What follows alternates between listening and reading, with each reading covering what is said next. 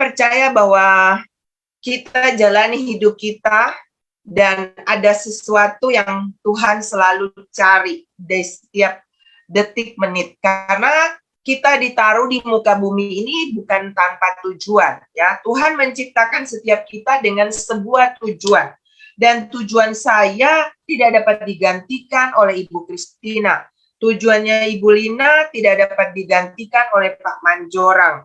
Tujuannya Pastor Luther atau tujuannya Dek Kion tidak dapat digantikan oleh Pak Iwan. Ya, semua kita punya tujuan. Dan Tuhan pasti mau mencari tujuannya dalam hidup kita itu tergenapi. Itu yang saya sebut sebagai buah, ya. Mazmur pasal pertama ayatnya yang ketiga berkata, kita ini diumpamakan seperti pohon yang ditanam di tepi aliran air. Ya. Kita bukan pohon, tapi diumpamakan seperti pohon. Siapa yang Tuhan maksudkan di sini? Adalah orang yang, kalau ayat sebelumnya berkata orang yang tidak berdiri di jalan orang berdosa, tidak berjalan di jalan orang berdosa, berdiri di jalan pencemooh dan duduk di dalam kumpulan pencemooh, ya. Tetapi yang kesukaannya ialah Taurat Tuhan dan yang merenungkan Taurat itu siang dan malam. Maka ayat 3 berkata, ia seperti pohon. Nah, dikatakan pohon yang ditanam di tepi aliran air menghasilkan buah pada musimnya, tidak layu daunnya. Dan ayat yang di bawah ini, bagian tulisan di bawah ini adalah hal yang paling kita senangi. Apa saja yang diperbuatnya berhasil. Mana yang saudara paling suka? Itu kan sering ditanyakan seperti itu oleh Pastor Luther. Yang paling kita suka adalah apa saja yang dibuatnya berhasil. Tetapi sesungguhnya ada syarat yang harus kita lakukan di ayat 1 dan ayat 2 di atas. Nah, kalau misalnya kita ini adalah orang yang tidak berjalan di jalan orang berdosa, tidak duduk di dalam kumpulan pencemooh, ya, maka kita akan menjadi pohon yang menghasilkan buah pada musimnya, tidak layu daunnya, dan sebagainya di ayat 3. Kalau sebaliknya, kita berjalan di jalan orang berdosa, kita duduk dalam kumpulan pencemooh, maka kita jadi seperti apa, Bapak Ibu? Kita pohon juga kan, tapi kita seperti pohon yang tumbuh di padang gurun, yang tidak ada daunnya yang hijau, yang tidak ada buahnya. Dan yang terjadi adalah setiap hari ternyata Tuhan datang mencari buah. Sadar atau tidak, setuju atau tidak, Tuhan memang selalu mencari buah. Makanya pagi hari ini saya mau berbicara tentang pengawas buah. Nah, kenapa nih kita bisa berbicara tentang pengawas buah? Ikuti ya selanjutnya Bapak Ibu ya. Ternyata ketika Tuhan datang mencari buah dari setiap kita, ya, maka ada dua hal yang bisa terjadi. Yaitu Tuhan menemukan buah atau Tuhan tidak menemukan buah. Dan ternyata kalau Tuhan menemukan buah, Tuhan akan menikmati. Nanti saya akan jelaskan tentang buah seperti apakah itu dan apa yang harus kita lakukan. Nah, di sini kalau Tuhan menemukan buah, Tuhan akan menikmati. Kita akan menjadi sesuatu yang dinikmati oleh Tuhan, ya. Dan itu pastinya menyenangkan hati Tuhan. Tetapi bagaimana kalau dia tidak menemukan buah? Nah, pagi ini saya mau berbicara tentang kalau Tuhan tidak menemukan buah, apa yang harus kita lakukan selanjutnya? Selama kita masih hidup, belajarlah untuk menghargai setiap kesempatan. Itu artinya masih ada kesempatan. Nah, dua hal ternyata yang bisa terjadi ketika Tuhan, kalau itu dicatat di dalam Alkitab ya Bapak Ibu, kalau Tuhan tidak menemukan buah. Nah, yang pertama, itu ada di dalam Lukas pasal 13. Kita baca ayatnya, ayat 6 sampai ayatnya yang ke-9. Ini tentang perumpamaan. Kalau Tuhan tidak menemukan buah. Saya baca untuk Bapak Ibu. Lalu Yesus mengatakan perumpamaan ini. Seorang mempunyai pohon ara yang tumbuh di kebun anggurnya. Dan ia datang untuk mencari buah pada pohon itu, tetapi ia tidak menemukannya. Lalu ia berkata kepada pengurus kebun anggur itu, "Sudah 3 tahun aku datang mencari buah pada pohon ara ini, dan aku tidak menemukannya. Tebanglah pohon ini. Untuk apa ia hidup di tanah ini dengan percuma?" Lalu saudara dengar, jawab orang itu, "Tuan, biarkanlah dia tumbuh tahun ini lagi. Aku akan mencangkul tanah sekelilingnya dan memberi pupuk kepadanya.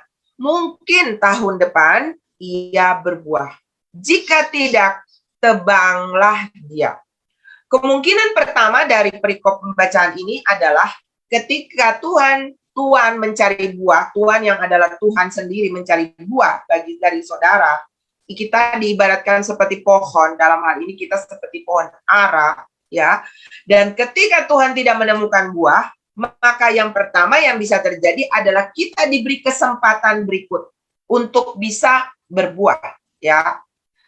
Ya, tetapi kalau saudara perhatikan bacaan ini, maka ternyata ada orang yang menawarkan untuk menjadi pemelihara, memupuk pohon itu, menyiraminya, menjaganya, mengawasinya. Lalu dia bilang begini, mungkin tahun depan ia akan berbuah. Wow, berarti eksekusi Tuhan untuk mematikan atau menebang pohon itu bisa terjadi, bisa dibatalkan jika ada yang namanya pengawas buah. Nah, inilah yang akan saya sampaikan pagi ini.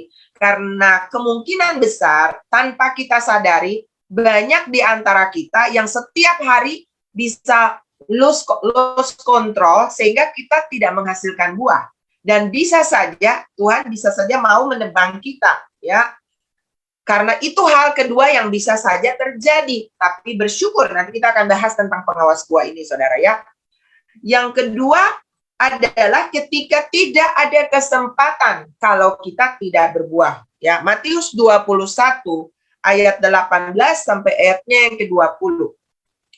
Pada pagi-pagi hari dalam perjalanannya kembali ke kota, Yesus merasa lapar.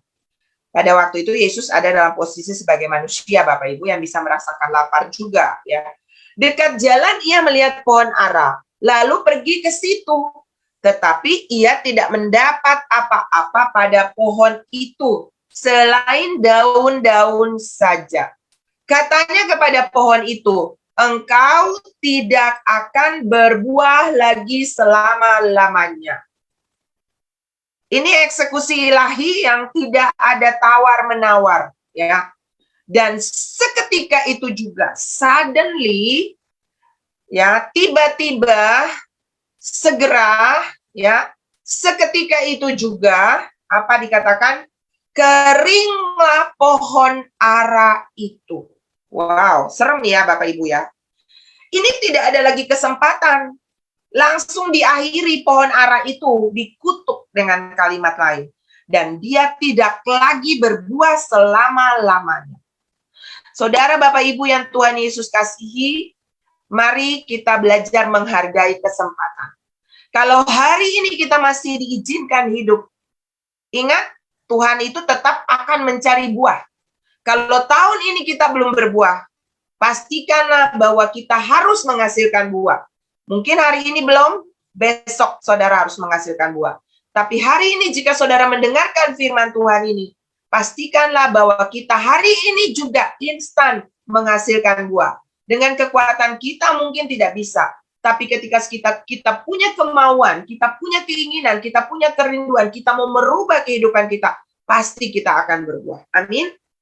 Dan caranya cuma satu, tertanam di tepi aliran sungainya Tuhan, atau di dalam aliran sungainya Tuhan, atau di dalam hadiratnya Tuhan. Nah, pertanyaannya, buah apakah yang Tuhan cari pagi hari ini dari saudara? Matius 3 ayatnya yang ke-8, ayatnya yang ke-10. Dikatakan di sana, jadi hasilkanlah buah yang sesuai dengan pertobatan. Ayat 10, kapak sudah tersedia pada akar pohon, dan setiap pohon yang tidak menghasilkan buah yang baik pasti ditebang dan dibuang ke dalam api. Jadi ternyata bisa juga berbuah, tapi buahnya jelek. Dan Alkitab berkata bahwa kalau buahnya jelek, ditebang dan dibuang ke dalam api. Wow, saudara.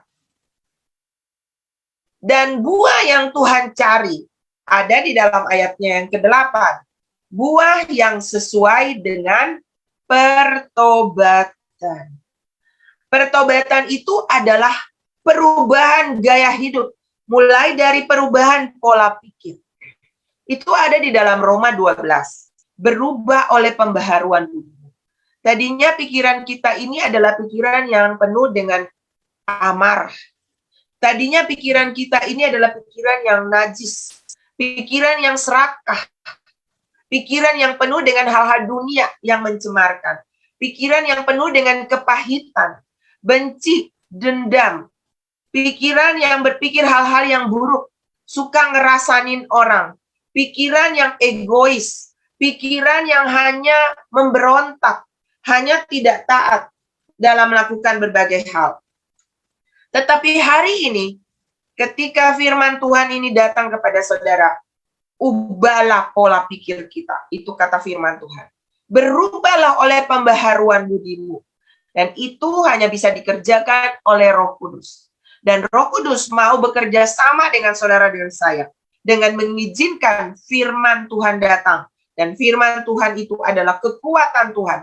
Injil itu adalah kekuatan Allah yang sanggup merubah kehidupan saudara dan saya. Sebab itu saya percaya hanya dengan firman Tuhan, maka kehidupan saudara dan saya akan berubah. Amin, haleluya Bapak Ibu. Amin. Nah, waspadalah karena kita tidak pernah tahu apakah kita masih diberikan kesempatan atau tidak. Tapi pagi ini kalau kita masih hidup, kita masih bernafas, maka pastikanlah kita akan berubah. Ya, jika ada kesempatan untuk kita berbuah, maka sesungguhnya Tuhan itu memakai orang-orang di sekeliling kita menjadi pengawas buah. Ya, pagi ini saya sedang mau berbicara kepada kita semua tentang pengawas buah. Sesungguhnya suami kita, istri kita, anak kita, orang tua kita, saudara kita, teman-teman kita, pendeta kita, gembala kita, jemaat kita, siapapun termasuk asisten rumah tangga. Mereka, orang-orang yang ada di sekeliling kita, yang Tuhan tempatkan di sekeliling kita, adalah pengawas buah. Haleluya. Amin Bapak Ibu. Sebab itu bersyukurlah dan jangan komplain karena ketika saudara ditegur atau dinasihati oleh mereka, ya, oleh orang-orang yang ada di sekeliling kita. Karena mereka akan menjadi seperti ayat firman tadi yang kita baca, yang berkata kepada Tuhan, Tuhan, biarkanlah ia tumbuh di tempat ini. Mungkin tahun depan ia akan berbuah, mungkin besok dia akan berbuah. Mereka ini Tuhan tempatkan untuk mengingatkan kita, ya. Bersyukurlah saudara kalau saudara dan saya masih menerima nasihat, masih menerima teguran. Itu tanda bahwa mereka dipakai untuk menjadi orang-orang yang mengawasi. Setiap orang itu punya yang namanya blind spot, ya. Punya yang namanya titik buta atau sisi belakang atau dalam kehidupan kita yang kita tidak bisa tahu. Kelemahan, kekurangan kita yang kita nggak bisa sadari itu kecuali orang lain yang melihatnya. Contoh, saudara punya bagian belakang, ya. Nggak mungkin kita bisa tahu ada kotoran atau apapun yang menempel di sana kalau tidak orang lain yang ada di belakang saudara melihatnya dan dia bilang, baju kamu tuh bagian belakang ada kotornya loh. Bagian belakang kamu tuh ternyata ada luka atau apapun itu.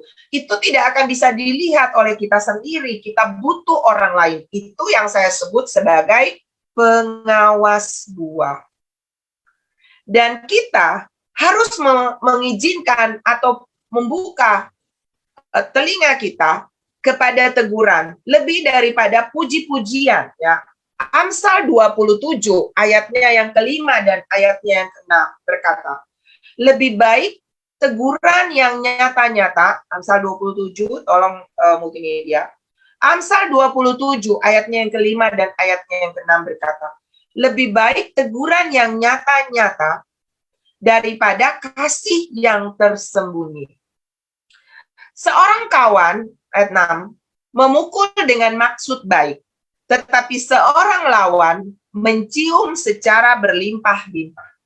Jadi kalau ada orang yang memukul, ya memukul itu dalam arti menegur dengan kata-kata, mengingatkan, menasihati. Mungkin kata-katanya itu agak keras, agak pedas, nasihatnya itu agak keras untuk kita reposisi hati kita, hidup kita. Itu jauh lebih baik. Itu ternyata ada maksud baik. Itu adalah ciri dari seorang kawan. Itu adalah teguran yang nyata daripada kasih yang tersembunyi. Artinya kita bilang kita mengasihi, tapi kita tidak pernah menegur atau mengingatkan. Amsal 22 ayat 6 berkata, didiklah anakmu pada masa mudanya, supaya pada masa tuanya ia tidak menyimpang dari jalan itu. Anak-anak saya dari kecil, itu mereka kita kasih rotan kalau mereka salah. Ketika mereka mulai beranjak remaja, mulai beranjak dewasa, kita menasihati dengan kata-kata teguran, kadang memberikan disiplin kepada mereka. Itu baik, Bapak Ibu. Karena kalau kita tidak menjadi pengawas buah yang mengawasi perilaku orang-orang yang kita kasih, kita nggak pernah menegur suami, kita tidak pernah menegur istri, kita tidak pernah menegur anak-anak kita, kita membiarkan mereka tumbuh liar, ya, maka pada akhirnya ketika Tuhan datang dan Tuhan tidak menemukan buah yang baik, atau Tuhan tidak menemukan buah apapun, maka kalau tidak ada kesempatan, pohon itu akan ditebang, dan mereka akan dibuang, kata firman Tuhan, ke dalam api yang kekal. Saudara, mari belajar untuk punya pikiran yang terbuka, ya. Kita punya yang namanya open-minded, kita punya pikiran yang terbuka. Untuk apa? Untuk menerima masukan, untuk menerima nasihat, untuk menerima teguran dari orang-orang yang ada di sekeliling kita yang menjadi pengawas buah, pengawas kehidupan saudara dan saya. Suami saya mungkin jarang ya Bapak Ibu ketika mungkin menemukan ada hal yang mungkin apa yang tidak cocok, Bapak Ibu pasti sungkan kan untuk mengingatkan. Tapi anak-anak, kadang-kadang mereka akan bisa menegur suami saya atau Bapak Luther. Saya juga begitu. Mungkin saudara sungkan untuk mengingatkan kalau saya salah. Tapi orang-orang yang dekat, suami saya, anak-anak saya, mereka akan berani untuk mengatakan, Mama jangan begitu, Mama nggak boleh begitu, Mama baiknya begini. Mereka akan memberikan masukan dan mereka akan memberikan nasihat. Kalau kita punya pikiran yang tertutup, kita berpikir anak kecil, apa tahumu, kamu belum tahu apa-apa, beraninya tegur orang tua, maka kita tidak akan pernah bisa mengerti bahwa anak-anak pun bisa dipakai sebagai alat untuk mengingatkan kita. Tapi kalau kita punya hati yang seluas samudera, pikiran yang terbuka, belajar untuk menerima masukan dari siapapun itu, karena Tuhan bisa berbicara kepada seorang nabi dengan memakai keledai, ya, Bileam. Tuhan juga bisa berbicara kepada Rasul Simon Petrus dengan memakai ayam kampung ketika berkokok 3 kali. Tuhan bisa memakai apa saja, siapa saja di sekeliling kita menjadi pengawas buah untuk memperbaiki kehidupan kita, untuk mengingatkan kita, untuk mengarahkan kita, sehingga kita tidak tersesat, atau kita tidak menjadi pohon yang mandul dan tidak berbuah. Dengan membuka hati dan pikiran, maka saudara dan saya akan bisa menjadi orang yang terus memperbaiki diri, karena Tuhan sedang menginginkan supaya saudara dan saya semakin hari semakin disempurnakan untuk menjadi seperti Tuhan Yesus. Beberapa kali ketika suami saya, orang selalu minta untuk didoakan. Orang selalu minta untuk mendapat nubuatan. Dan saya beberapa kali mengingatkan. Apalagi waktu zaman onsite ya Bapak Ibu, kita pergi, saya sering beberapa kali menemani suami saya pergi ke kota-kota. Dan biasanya habis ibadah itu orang antri menunggu ya. Lalu saya sering bilang kepada suami saya, hati-hati ya sayang, jangan orang pikir kamu tuh seperti dukun ya. Jangan orang memperlakukan kamu itu seperti dukun. Atau jangan sampai orang mengandalkan kamu lebih dari Tuhan. Makanya seringkali Pastor Luther kalau mengajar itu lebih kepada untuk bagaimana kita bergantung langsung kepada Tuhan. Memang Tuhan memberikan karunia kepada kita, tetapi kita juga harus mengarahkan Bapak Ibu untuk belajar bergantung. Jadi tidak selamanya harus didoakan oleh seseorang. Bapak Ibu dan saya punya Tuhan yang dekat, yang setiap saat bisa mau berbicara, mau berdialog, mau mendengarkan doa-doa kita. Kita harus menjadi orang Kristen yang semakin bertumbuh, yang semakin dewasa, yang tidak hanya menunggu, tetapi juga bisa menjadi orang yang memberi solusi kepada orang lain. Jadi kita tidak dipanggil hanya untuk supaya orang lain mengawasi buah. Maaf Bapak Ibu. Kita dipanggil bukan cuma supaya kita ini orang lain mengawasi buah kita, lalu kita berbuah. Tapi Tuhan mau kita juga menjadi pengawas buah, ya. Dan Tuhan memberikan karunia kepada saudara dan saya membantu kita untuk kita menjadi pengawas buah. Roma 12 ayat 6 sampai ayatnya yang ke-8. Kita baca ayatnya. Demikianlah kita mempunyai karunia yang berlain-lainan menurut kasih karunia yang dianugerahkan kepada kita. Jika karunia itu adalah untuk bernubuat, baiklah kita melakukannya sesuai dengan iman kita. Jika karunia untuk melayani, baiklah kita melayani. Jika karunia untuk menasihati, baiklah kita menasihati. Siapa yang membagi-bagikan sesuatu, hendaklah ia melakukannya dengan hati yang ikhlas. Siapa yang memberi pimpinan, hendaklah ia melakukannya dengan rajin. Siapa yang menunjukkan kemurahan, hendaklah ia melakukannya dengan sukacita. Haleluya. Jadi Tuhan memberikan karunia kepada setiap kita. Entah itu karunia untuk bernubuat, entah itu karunia untuk mengajar, entah itu karunia untuk melayani, entah itu karunia untuk menasihati, entah itu karunia untuk membagi sesuatu yang ada pada kita, ataupun untuk melakukan hal-hal yang lain, untuk menolong sesama kita. Semua karunia yang Tuhan berikan kepada saudara dan saya, itu tujuannya adalah untuk menjadi berkat, atau untuk membantu orang-orang lain yang ada di sekeliling kita.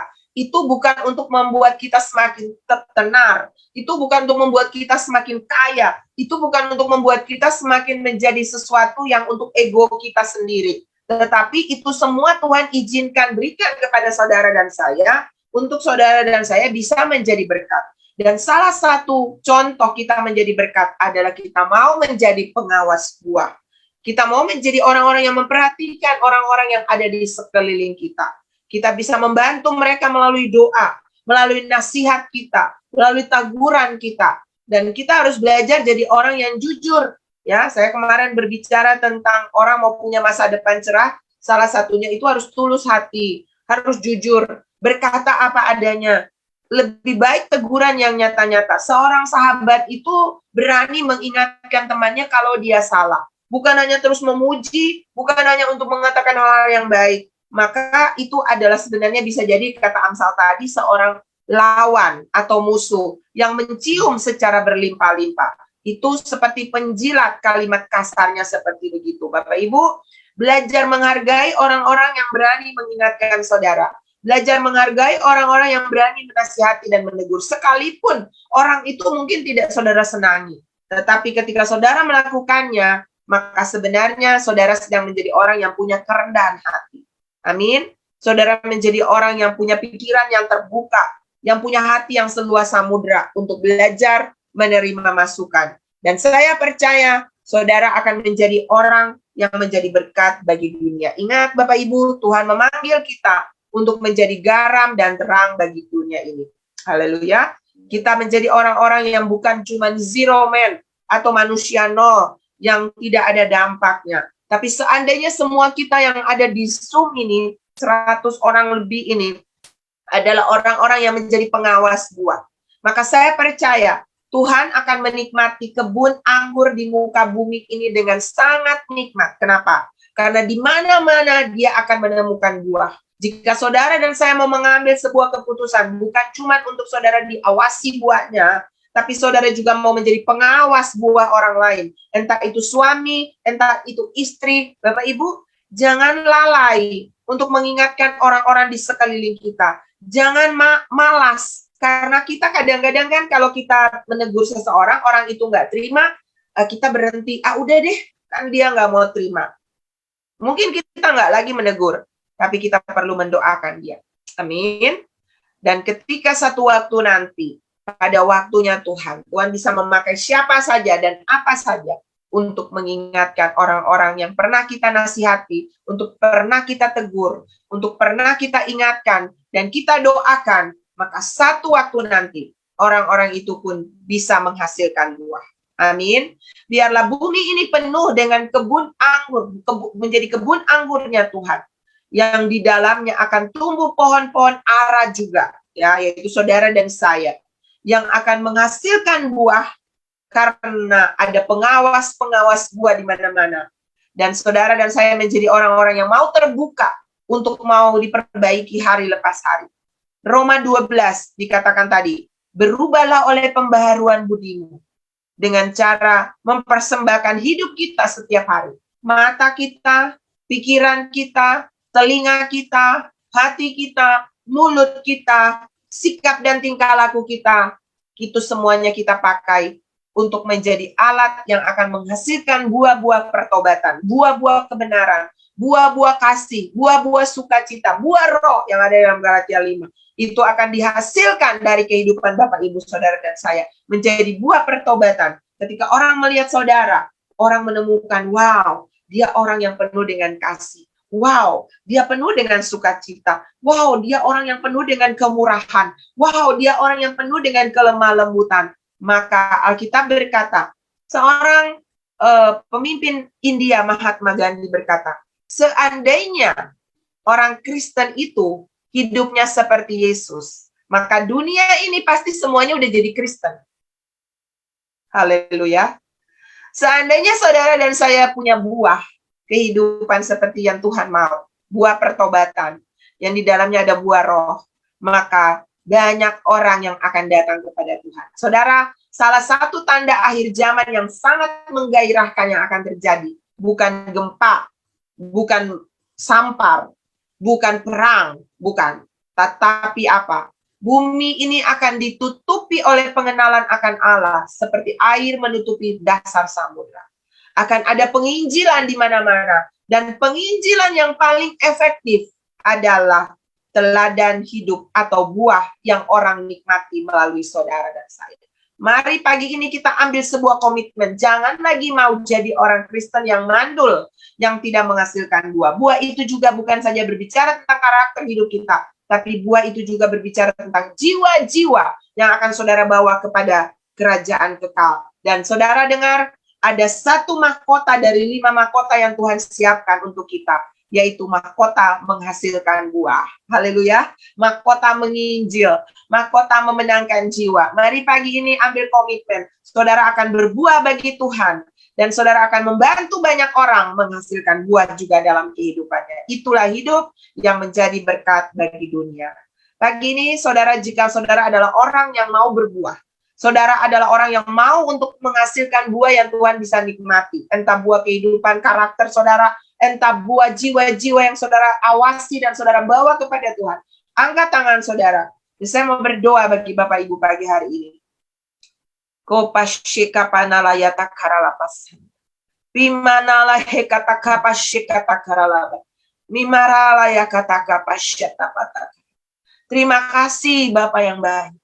Kalau pagi ini kami masih diizinkan bernafas, ini sebuah kesempatan bagi kami.